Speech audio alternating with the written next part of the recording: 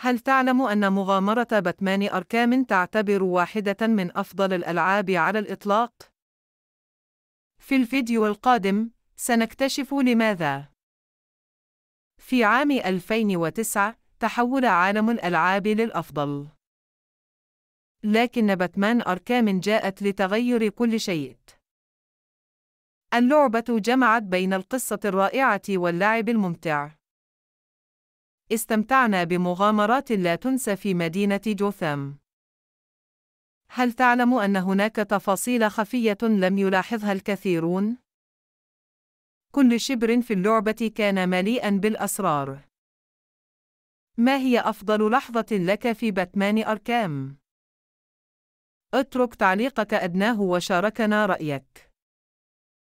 لمزيد من هذه القصص المثيرة، اشترك واستمر معنا.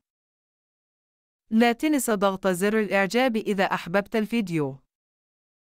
قبل ذلك العام، كانت ألعاب الأبطال الخارقين مجرد ترويج للأفلام.